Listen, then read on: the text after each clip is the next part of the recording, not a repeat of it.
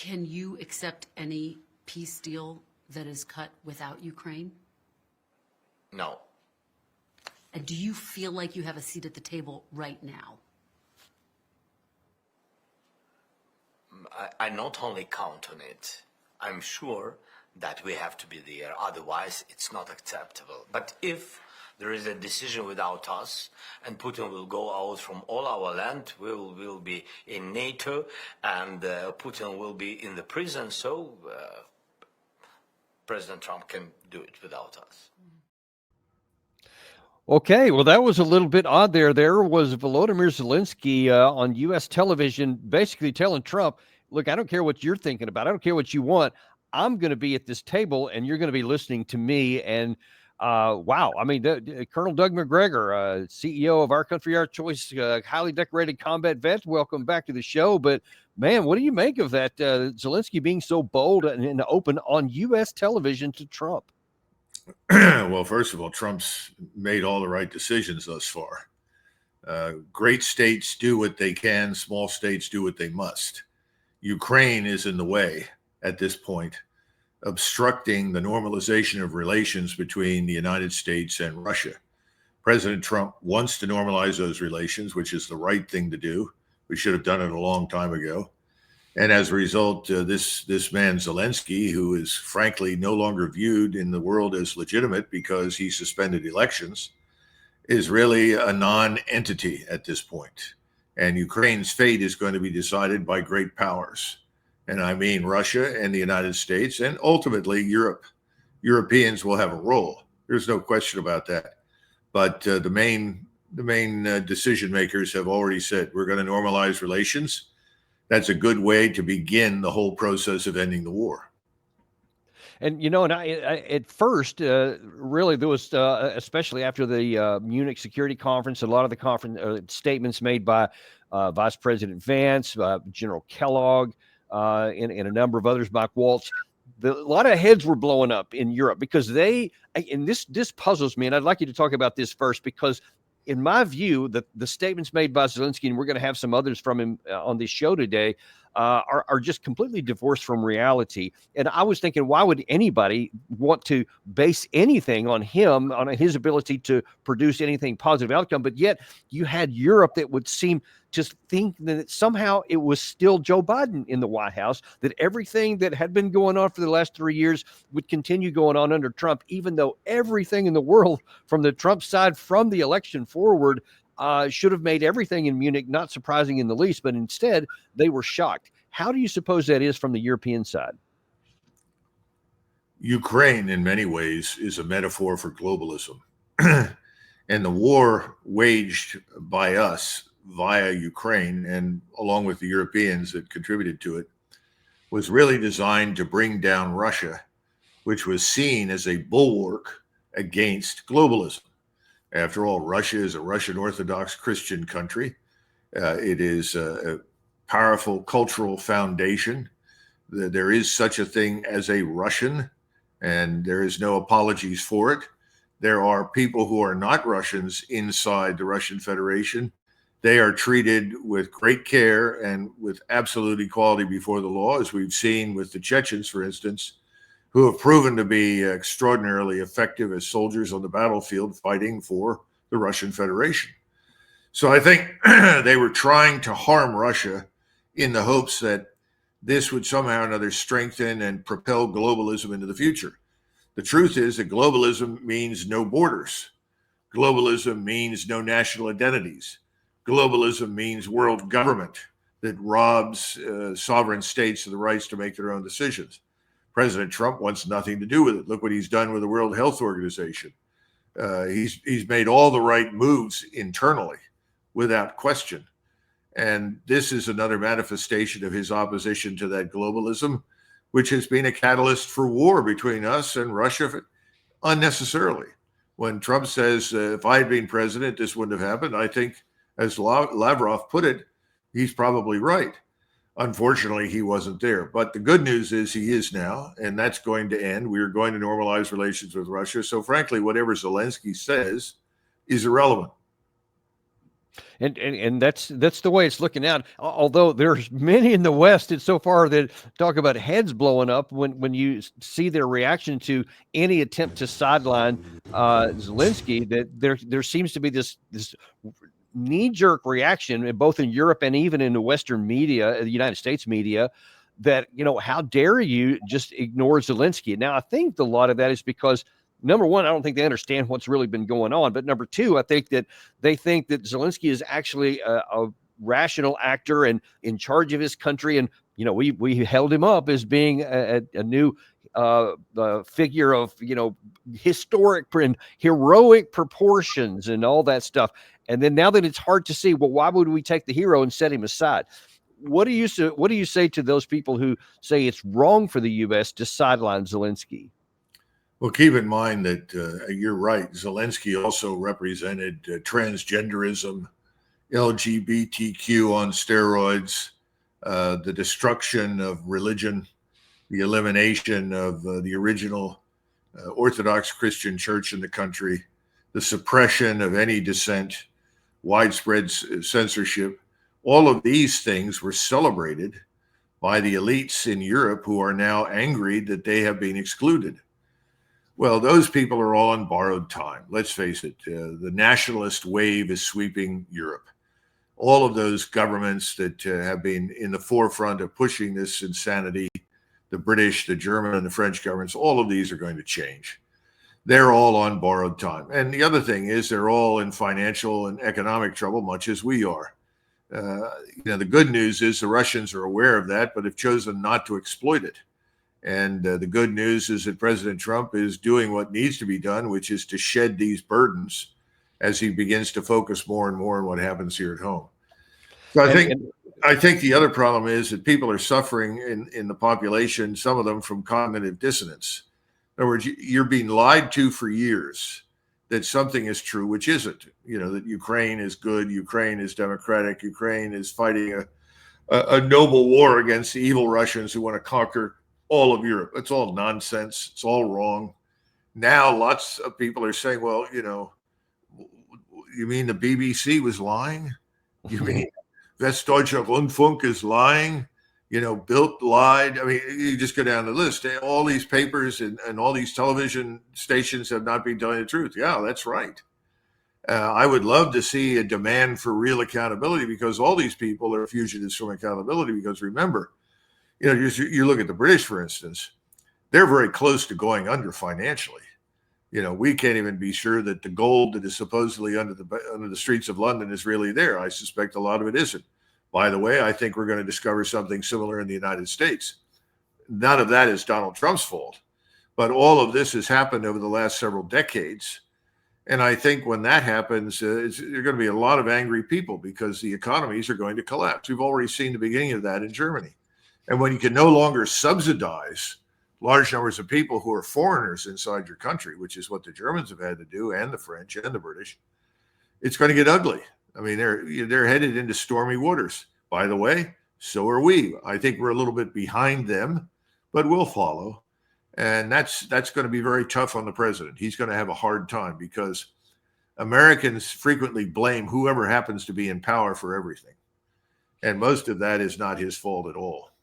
Right. And what I think that a lot of people see those financial storm clouds on the horizon. And every time you have a financial storm, you almost always have, potential for civil unrest in the various countries. And I think that reading between the lines and talking to some of the folks on the Trump team, I think that he is more aware of that than a lot of people think, which I think is part of the impetus of wanting to get this war off the table and all the connections to it off. And in fact, earlier today, there was a 4.5 hour conversation between the United States and Russia, led by Sergei Lavrov and U.S. Secretary of State Marco Rubio. After the conversation, or after their meetings, Rubio, Waltz, and one other official had a conversation, and two of the two spoke on camera. This needs to be a permanent end to the war. And not a temporary end as we've seen in the past. We know just the practical reality is that there is going to be some discussion of territory And so the only thing President Trump's trying to do is bring about peace. It's what he campaigned on. It's something the world should be thanking President Trump for doing. I came away today convinced that they are willing to begin to engage in a serious process to determine how and how quickly and through what mechanism can an end be brought to this war. Now, I was also encouraged that after this meeting, the Russian media and some of the official government outlets for the Russian side also spoke very positively about this negotiations, because I think both delegations are trying to look beyond the Russia-Ukraine war to see the great power relations going on after that. And both sides seem to be intent on improving that, which would be a benefit for the United States. President Trump has decided to normalize relations with Russia. That's what resulted from the meeting in Riyadh. God bless him. It's about time. It's long overdue. That's the key point. We are not going to settle the Ukraine matter quickly. That's going to take time. We are not going to build in isolation some new security architecture for Europe. That's going to have to involve the Europeans, the Russians, and the Americans. But he set us on the right path. The problem in the United States and the West in general is that there is little patience. I think people expected, this meeting would end and the sky would open up and the sun would shine and we'd all hold hands and sing Kumbaya. And I have a feeling that some people will express disappointment. But the truth is, President Trump, as we know, and this was true back in 2017, 18, 19, and 20, wanted a normalization of relations with Russia. He was impeded, obstructed by the Washington community that saw benefit to themselves financially and politically to push war with Russia. That has all failed. And that's about time that we turn things around. Thank God President Trump is doing that. On the other hand, the ultimate outcome of all of this is not going to quite be what we would like necessarily, or even the Europeans. And that's simply because the facts on the ground with the Russians will determine what the outcome looks like. The other thing is that eventually people are going to attack Trump because of NATO and EU, saying that he caused their dissolution. No, he didn't. If anything, I think you've got to argue that the dissolution of the EU has been in progress for some time. The Europeans themselves are miserable. They don't like it. They want to govern themselves. They don't want to be governed from Brussels. And economically, it's been a catastrophe. And as far as NATO is concerned, that thing is dead man walking and has been for a long time, as you and I both know. It was dead man walking when I was there in 97, 98, and 99 in Europe. It takes a long time for these things sometimes to expire. None of that is Donald Trump's fault. But he's taking the right steps that are good for us and ultimately, I argue, will be very good for Europe. But they won't be good for Europe until they get rid of the people that are ruling them right now, and they will be gone soon. And you talk about some of the impediments to this, and even the title of our show today is Zelensky is obstructing peace and actually getting in the way of some of this. This is him on U.S. television trying to make the case that, well, he deserves to be on the table. Have you been given any assurances that Ukraine will have an equal seat at the negotiating table? So I will never accept any decisions between the United States and Russia about Ukraine. Never. And our people, never. And our adults and children and everybody. It can't be so. This is the war in Ukraine against us, and it's our human losses. And we are thankful for all the support, unity between in USA around Ukraine support, bipartisan unity, bipartisan support. We're thankful for all of this, but there is no any leader in the world who can really make a deal with Putin without us, about us. So he said, I will not permit it. Does he have the power to permit or not permit anything here? No. Again, he is sort of King Lear raging against the storm in Shakespeare's famous play. He's irrelevant. He has no influence at all. And I think he stands an excellent chance of ending up like Mussolini or any number of authoritarian dictators like him that have violated people's rights and led their country to disaster. So I wouldn't be too concerned about it. I'd be more concerned about President Trump's safety because, you've got a lot of Ukrainians, especially the Ukrainian SBU, the security forces, they're operating in certainly in Northern Virginia. I worry about that. That's a real danger, and I hope that we'll crack down on that, because the CIA, as you know, has played a big role in the big lie, in spinning the false narratives and pushing this disastrous war. So I think Mr. Ratcliffe should get some marching orders from Donald Trump to clean that nest out, because if you don't, they'll continue to subvert and undermine what we're trying to do, which again is normalization with Russia. That's number one. Once that is accomplished, and it's going to take some time, but it will work, the rest of these things will fall into place. And our friend Zelensky is not going to be around. He'll be gone somewhere else, trying to live on his ill-gotten gains. I imagine Elon Musk would have a field day tracking down, doing some forensic accounting and finding all the billions of dollars he and his friends have stolen from us. Well, and in fact, that apparently is going on right now. I don't know whether it's Elon, but certainly from the U.S., where the Treasury Secretary went to Kyiv, and from what I'm reading on some of the Ukrainian Telegram channels, that they're scared to death that part of the deal was we're going to do some audits to find out where this stuff went, and if the stuff comes to light about any malfeasance that may or may not have happened, it could be really problematic for the Ukrainian leader. Now, also at that same conference where Rubio was this morning, he was asked the issue about, will Zelensky be at the table? Does he deserve to be there? At the moment, he said, well, he's not really sidelining anybody, but... No one is being sidelined here, but President Trump is in a position that he campaigned on to initiate a process that could bring about an end to this conflict. And from that could emerge some very positive things for the United States, for Europe, for Ukraine, for the world. But first, it begins by the end of this conflict. And so the only thing President Trump's trying to do is bring about peace. So I think you can see there, yeah, we're not sidelining anybody, but we're sidelining him because we're worried about the United States, Europe, and even Russia moving forward, because those are the things that are going to matter. So how do you think, and I'm asking you, I guess, to speculate here, but how do you think that the U.S. is going to not sideline, but sideline Zelensky as these things go to whatever the next level is? Well, before we move on, the third person that was sitting in that picture is Mr. Witkoff, who is another Wall Streeter and a very wealthy man, but a close confidant of Trump. And I must say, my impression is that most of what's positive that's happening right now in U.S. foreign policy, at any rate, is really a product of Mr. Witkoff. He has Trump's ear. Trump trusts him. And I'm sorry he didn't speak, but that's understandable given the circumstances. But I think he's exerting a very positive influence. I hope he can do that in the Middle East, because I think the Middle East is still an entirely different set of circumstances. It's, as you and I used to say, it's a barrel of eels. And I don't know that Mr. Witkoff can sort that one out, but he's done great work. So I think that's good news. On the other hand, I think all this business about Zelensky is irrelevant. He's kept alive and kept in power by the CIA and MI6. Remove that element, and I don't think he'll be around long.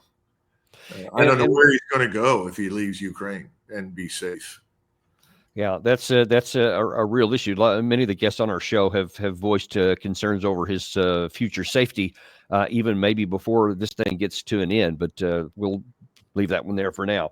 Mm-hmm. You mentioned earlier in this show about the consequences and what things that do matter. If Zelensky is an impediment to peace, what is going to matter? And you specifically said the United States is going to act based on realities on the ground. Well, the other actor that's going to base their reactions on the realities on the ground is the Russian side. Now, here is one of the things that Sergei Lavrov said about what is going to animate their view going forward to actually reach a settlement. Что касается итогов Мюнхенской конференции, могу сказать следующее. Каждый должен отвечать за свои поступки. И когда кто-то долгие годы творит беззаконие, нарушает свои собственные продекларированные когда-то правила равноправия, честной конкуренции, презумпции невиновности, неприкосновенности собственности, свободы выражения мнений, обеспечение свободы доступа к информации, когда все это растаптывается без зазрения совести, когда грабится чужое в нарушении всех норм международного права, когда поощряется нацистский режим, и когда такой нацистский режим накачивается вооружениями для того, чтобы убивать своих собственных граждан, и это все делается в расчете на то, что как-нибудь проскочим и отсидимся под ядерным зонтиком, так уже не будет. И за свои деяния надо отвечать. Now, he listed a whole lot of things in there about some grievances that they hadn't really. A lot of them were some that you'd mentioned earlier before about, and I'm sure he was referring indirectly to Zelensky in one part because he said, the freedom of religion has been violated, freedom of speech has been violated, international laws, and people have been robbed, i.e., a lot of this money that's being given to Ukraine is going from Russia has been given to Ukraine. But it was also more than that, because he's basically saying that the West, up to this point, had been culpable in enabling that kind of thing. And he says that's not going to happen anymore. Here's the big question. Is this a negotiation between equals to where Russia is going to have to give something to get something, or do the conditions on the ground make it to where they can just set the conditions? Of course, neither you nor I were present for this meeting, and we don't know what President Trump says in the Oval Office.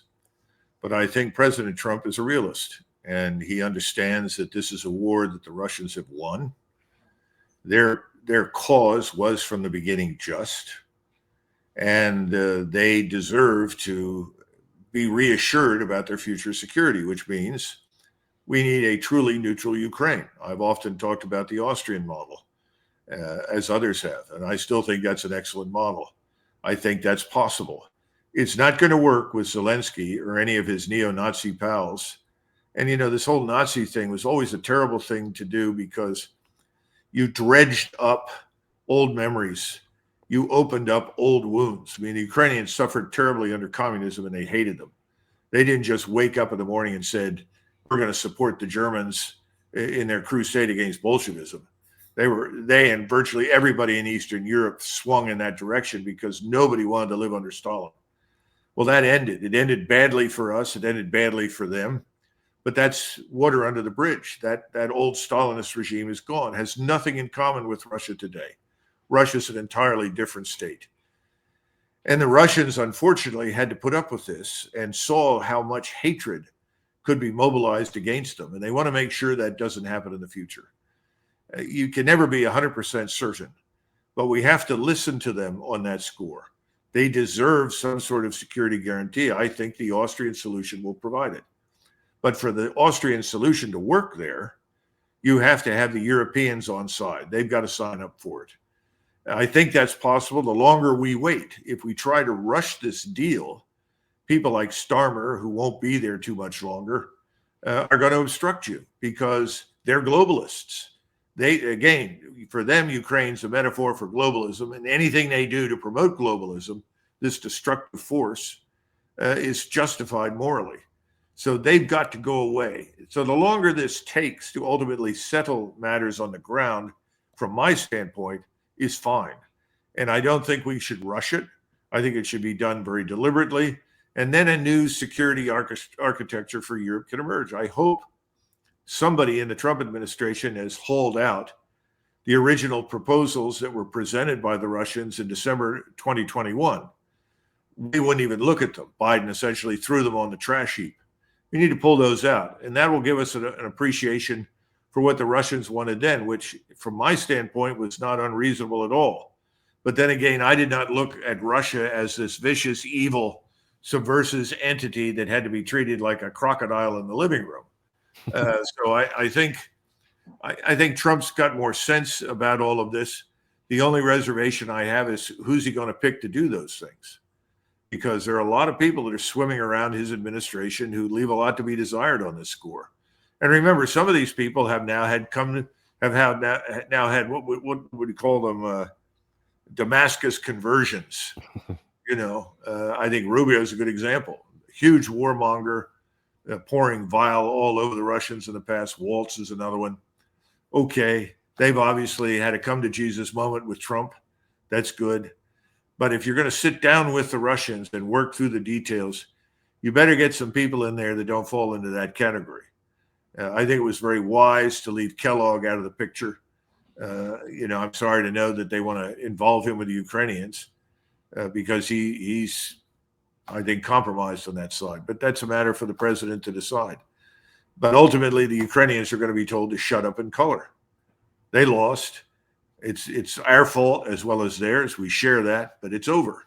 And they've got to do what we tell them to do. And if they don't, they will pay a higher price.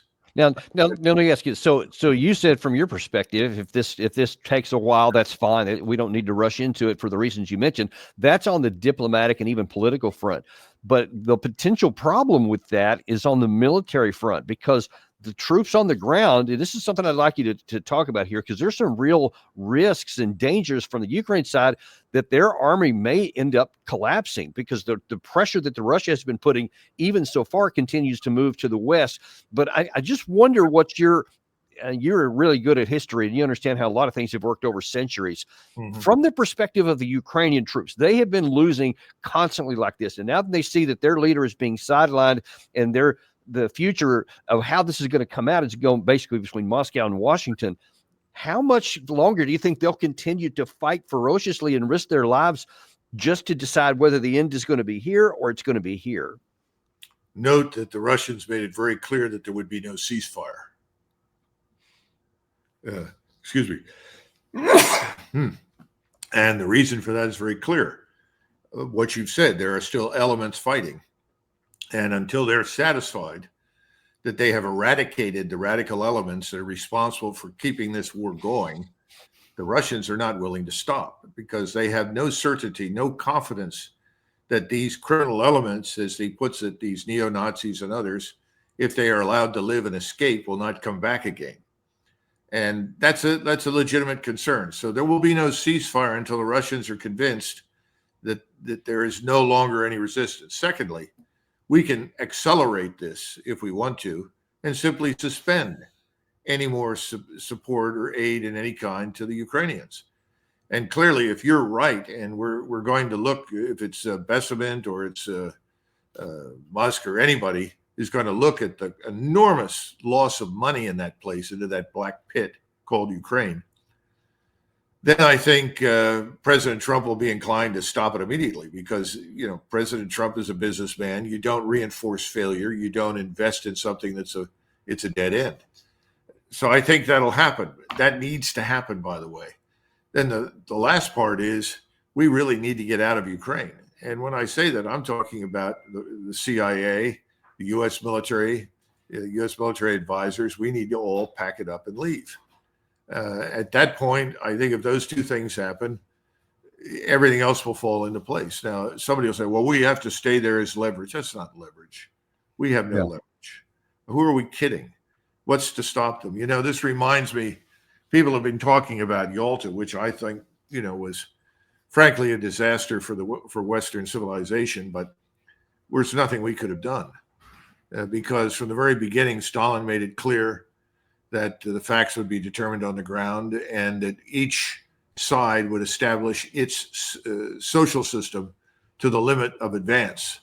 And that meant basically if we advance over the dead bodies of Poland and Czechoslovakia, Lithuania, Latvia, Estonia, and into Germany, well, then we own it. It's ours. We're not really dealing with that right now because the Russians aren't foolish. They don't want to occupy it. But they do have a number of Ukrainians, real Ukrainians living in Russia. And these Ukrainians are available to go over there and make a difference, make an impact. But it's important for us to be out of the picture if that's going to happen, because as long as we're there, we're seen as the sort of sponsors for Zelensky and his group. And that group absolutely must go away. So let me ask you, for the moment, just on the military perspective, can the Ukraine army, as it currently sits, can it continue to fight effectively until all the negotiations get worked out? Well, effectively, no, but it can continue to fight. In other words, people can continue to stage insurgent warfare against the Russians as long as you continue to sustain them with cash and weaponry. You can still send over, MLRS rockets, and you can still roll out the MLRS and shoot into Russia. This is another reason why I want to stop it, because I don't think we should have anything to do, should never have had anything to do with anything designed to kill Russians in Russia. In fact, I was one of the people early on that said, people like Lindsey Graham or Romney, others that were celebrating the deaths of Russians were idiots, and they should be censured for saying such stupid things. We need to get out of that mindset 100%. So my view is we should just cut it off, because that means Russian lives are now at less risk. When that's clear that there is no longer any support, the vast majority of Ukrainians that are still in uniform fighting will stop. There will be some hardcore holdouts. There always are. We even found that in Germany towards the end of the war, and we rounded them up and shot them. And that put an end to it. But they were less than 1%. The overwhelming majority of German soldiers were happy to go home. The overwhelming majority of Ukrainians will be happy to go home. So I think that's true. And I think it will happen. So the sooner we end this aid, that'll really end killing. Yeah. And that's really what I think President Trump wants to do. Yeah, it is. And that's whatever's going to get to the end the fastest, so we can get on to the rest of living and security architectures that will keep everybody safe, Russians, Europeans, and Americans. That's really the objective here. But one of the roadblocks to that, you mentioned this a minute ago, is the globalist mindset. And we were talking about some of the Europeans, but some of those are on the American side, and one of which is somebody you may have heard from, a guy named David Petraeus, has this little gem of what he suggests the White House should do next. There has to be a security guarantee. I can't imagine that Ukraine could agree to anything that did not include a robust security guarantee. The question is, what could be in it? Just beyond a military response, could it include, for example, automatic seizure of the $300 billion of Russian assets sitting in European banks? Could it include an automatic path to NATO membership for Ukraine? All of this in addition to whatever the military action might be taken by probably a coalition of the willing. In an ideal world, it would be a NATO operation led by an American three-star, let's say, with a core headquarters that is then built into a NATO coalition headquarters with lots of European and U.S. assets. No, that was, I couldn't, I had to watch the video a second time before we decided to put it on here to see if I heard it right. Here he is, Petraeus is saying, in an ideal condition, in the best case, it's going to be a U.S. NATO core operation with the U.S. military three-star in charge of this, tied back to Brussels. What planet is he on again? Well, he's trying to breathe life into the comatose body of NATO, first of all. Let's keep that in mind. Secondly, the empire, those imperial advocates on the Hill will love this, because anything they can do to maintain our presence in Europe over the long term is a feeding opportunity at the public trough. More money is then washed through the system and ends up in their pockets. All the think tanks in Washington would welcome all of this. I mean, what are you going to do at the Atlantic Council pretty soon? I don't see much future for it. They're not happy. So the Atlantic Council goes out of business. What's the Brookings Institute going to do? They love to sit around and fantasize about all these kinds of peacekeeping operations and, permanent intrusive headquarters that are going to somehow dictate and nation build and all this nonsense. I think he's out of touch with reality, but then I've thought that for a long time.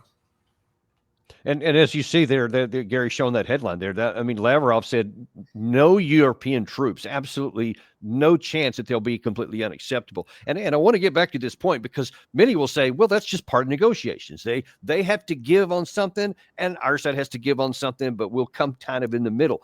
But as you see the power dynamics play it out here, Doug, does the Russian side have to give in on this, or can they just keep fighting until they take it all by force?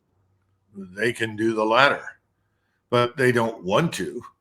And if you listen carefully to what President Putin has said, He's talked about the oblasts that are occupied now by the Russians that have Russian populations. He's also interested in Kherson and Zaporozhye, if for no other reason as a matter of security. I still think that the Russians will want Kharkov because Kharkov is very close to Russia. It is historically a Russian-speaking city, and I don't think they want that to fall back into the hands of the Ukrainians for fear of what they might try to do with it. I mean, let's be perfectly blunt. I wrote an op-ed when this whole thing started, and I tried to say that from our standpoint as Americans and NATO, what happened east of the Dnieper River was not a matter of great strategic importance to us. That part of the world east of the Dnieper was historically had little to nothing to do with the West. Everything from Kyiv to the West was ruled for centuries by the Polish-Lithuanian Commonwealth and ultimately the Kingdom of Poland. And it was when these institutions, these Polish-Lithuanian alliances fell apart, that the Russians essentially advanced into the vacuum, which of course we would have done as well. The second part that I think we need to understand is if the Mexicans had been organized and equipped and trained by Russians to build a great army to invade Texas, Mexico, and Arizona, and they had gone into these places and killed 100,000 Americans, how would we react to the collapse of that foreign force as it was driven south of the Rio Grande? Would we compromise and say they could have half of Arizona? Or would they demand that, or would we demand that we're going to continue to control everything to the Rio Grande? I think we'd stick with the Rio Grande. So I would be prepared for something more from the Russians than what they currently have. I can't predict it. And I'm sure the Russians will come to the conclusions very carefully. You'll have the general staff on one side, the foreign ministry on the other, and the people in commerce who are worried about future business and so forth. And they will put together something that is for negotiation. Because remember, what the Russians want out of all of this, along with us, is normalization. Remember from the beginning, we've talked about this. I said, Putin wants to do business with the West, not fight it. That's still true. And so under those circumstances, I think there will be give and take, but I can't predict what that will be. But you can't give too much as a Russian on the east side of the Dnieper because you will be viewed as a traitor. You could be removed from power. The Russian people that have suffered these losses are not going to be open to too much give. So it has to be carefully metered. From our standpoint, it's back to what I said before. What happens east of the Dnieper has never been of importance to us. Never. By the way, when the original Barbarossa invasion plan was developed, the German general staff wanted to advance to that river line and stop. They weren't fools. It was Hitler that drove everybody further east. So, in World War I, if you look at the war between the Germans and the Russians, once again, they stayed well to the west. They weren't interested in these vast open areas. There's nothing militarily or strategically for us to gain by advancing into those areas. So we need to be very flexible, but I think if we are flexible, the Russians will be forgiving in the sense that, remember, we have been pushing this war against them. And if I'm right, then I think you'll see something more reasonable than everything from the Dnieper to the east is Russian. It'll be something other than that. I don't know what it will be. Yeah, it certainly remains to be seen. Certainly lots. I've been reading in some of the Russian military review and some of the other Telegram channels where there's lots of voices given that if for exactly the reason you said there, that Russia has spent 100,000 of their own troops on this that are dead, about 250,000 or maybe more that are actually wounded as well. And they say that's not going to, they're not going to be satisfied with just freezing the line where it is right now and keeping what they have. They want, the security of there. So, but you're right. There are multiple competing power centers in Russia. It's not just a monolithic kind of dictator like we like to characterize it. So we'll have to see how that plays out here. But one of the last questions I want to ask before we let you go here today is as we talked about at the start, the European side has still been thinking it's just going to be status quo from the Biden era, and they didn't want it to change, and they were, quote, shocked when Trump said some of these things here. But there was a big emergency meeting in Paris yesterday that 8 of the European leaders got together, and they really didn't come out with anything. So apparently there's not even consensus even among those 8. So the question is, once this gets settled, however it ends up getting settled, how effective do you think President Trump is going to be to bring Europe back into line to where there's some sort of unity between the West and the United States? I think that it would probably be useful, if we haven't planned to do it, for Mr. Witkoff, Mr. Rubio, those two in particular, to fly to Berlin, and from Berlin to Paris, and from Paris to London, and personally brief the people there on what was discussed, what we accomplished, and where we want to go. I think that would help a great deal. So I hope that happens. That's the way you bring on the European side and get them to understand that this normalization between us and Russia is now going to happen. And if President Trump does that, if he pursues this normalization, he lets the Ukraine war settle, stops the funding, pulls us out, and lets this thing sort out on the ground, and does what I just suggested, send Rubio and Mr. Witkoff to Berlin, Paris, and London for discussions. I think that he could end up with a Nobel Peace Prize for bringing peace to Europe. So I hope that will be seriously considered, because that's the way you move forward. You don't want to rush anything. It all has to be deliberate. But let there be no mistake. This is Donald Trump in charge. And let's tell Zelensky to shut up and go away. Right. And the big fear that so many are painting right now is that this would just be feeding a revanchist Russia, and then they'll roll on to the west of Europe after they conquer here. I think that if what you described happens, I think that they'll all be upset, because Russia won't be rolling to the west, because they won't have any need to. They'll have their security on their borders settled, and certainly hope that's the way it works out, because that would be a massive win for everybody, for the rest of the people who are still alive in Ukraine, and all of the Europeans would all benefit from that, and definitely the United States would. So I certainly hope that that we get to find out if we can go down that path, because that's the best chance for peace, I believe. Well, I also think it would be good if President Trump or his spokesman would say, as soon as we normalize these relations, we need to promote travel to the United States for vacation and entertainment and tourism in Russia. And I would say the same thing should be true inside the United States for citizens to go to Russia, spend some time in that country, and see what's happening for tourism and vacationing and so forth.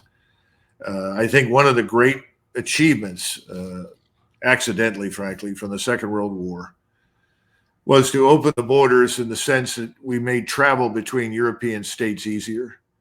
And a Frenchman put it to me very well, and I've got many friends in France, and they laughed and they said, "We've told the Germans, please come to France in the future. We're happy to have you, but in the future, bring your wives and children." And I think that's what we need to do. That's important. That's a component of this. And I think President Trump should champion that as well. But that's down the line. But that's the direction we need to go. This all needs to stop. I think it can all work. And I'm very grateful for President Trump's courage, because, it takes a lot of courage to stand up to these maniacs in Washington. Indeed, it does. Then, of course, he's going to focus on Northeast Asia. He's going to focus on primarily on the Middle East. I hope he can achieve something similar there, although I think that's going to be a tougher nut to crack. Yeah, it's going to be a lot more difficult. But in the last few minutes we have here, I actually want to, you mentioned about Asia. There's some issue going on right now with that China wants to bypass some of the Malacca Straits, and there's potential for some additional passageways they have, and apparently it has a lot in the United States unhappy about it. I wonder if you can tell us a little bit about what's going on there. Gary, if you can toss that map up we have here. This is Thailand there at the top, and this is Malaysia there in the middle, and you see some blue lines there. It looks like there's some possible new canal zones here. What can you tell us about this? Well, the Chinese as you would expect, are very, very sensitive to American naval power. And they've been through this particular problem in the past. The Royal Navy essentially isolated China, opened it forcibly to the opium trade. That's something from which China did not recover for many decades. And the Chinese refer to the century of humiliation when the British and the French and other Europeans, Japanese, all essentially treated China, yes, as essentially a source of income, a place to be raped eventually for its resources. So they're very concerned about the disputes in the South China Sea. We've taken the position that whatever they want is wrong. By the way, Taiwan's claims in the South China Sea are exactly the same as the Republic of China's or the Chinese states' claims are right now. They're trying to find a way through without problems. They also look at the Straits of Malacca and they say, well, what if we can't reach some sort of accommodation with the United States? Perhaps we can build an alternate route, because that Strait of Malacca is a bottleneck. If you look at it very carefully, it's a long bottleneck. And the other point is that the Strait of Malacca has more traffic than it can handle. So if the Chinese can build one or two or more additional canals further north, then you cut off this long run all the way around Malaysia, then up through the passage between Malaysia and Indonesia into the Indian Ocean. People are saying, oh, this is for military purposes. No, it's not. It's for commerce. By the way, the Panama Canal has more traffic than it can handle. And that's a good thing. And we should welcome another canal if it can be built across the isthmus as well. This has nothing to do with war. But the Chinese are not fools, and they want peace, and they want to avoid confrontation. How do you do that? You stay out of the South China Sea as much as possible. One way to do it is build these new canals.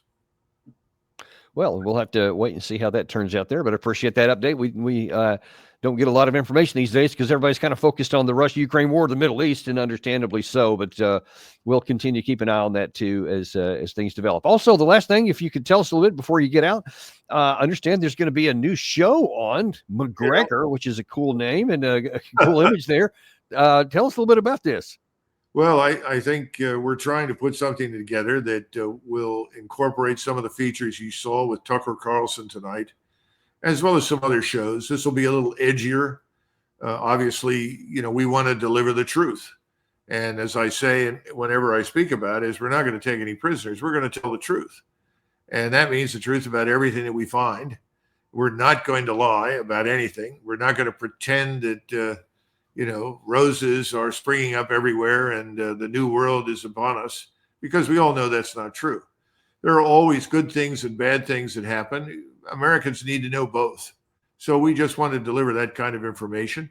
And I think it'll be entertaining because we'll have some interesting guests, and not all of it will be deadly serious, but some of it is, and it has to be. Well, that's awesome. We're really looking forward to seeing that, and we'll definitely be tuning in. And really glad to see it. I'm, with major media, kind of really bleeding their viewers everywhere. A lot of the reasons because they don't talk about truth. So this will be a breath of fresh air and adding into the growing number of folks who are doing their own stuff. So we're looking forward to that. Well, we'll have you on too, Dan. Look forward to being there too. I hope we get that chance. Okay. But thank you so much for coming on today, Doug. This has been a very, very fascinating time and show, especially with so much going on in the world in this Russia, which could have so many implications. If it goes well, it could be great for the United States. And if it's not handled well, could be problematic. So we'll have to see how that goes on. And we'll definitely have you back on as we continue to go down this path. Thank you. Sure. Thank you, Dan. And we appreciate you guys too. Be sure and like and subscribe if you haven't before you leave. Also, as a reminder, we're on regular podcasting now. I know a lot of people aren't able to listen on the video all the time, but a lot of them, some of your friends, don't forget to tell them about it. Love podcasts, so go to Apple Podcasts, Spotify, Podcast Addict, anywhere you get your podcast, and type in Daniel Davis Deep Dive, and you'll find us waiting there for you. Thank you very much, and we'll look forward to seeing you on the next episode of Daniel Davis Deep Dive.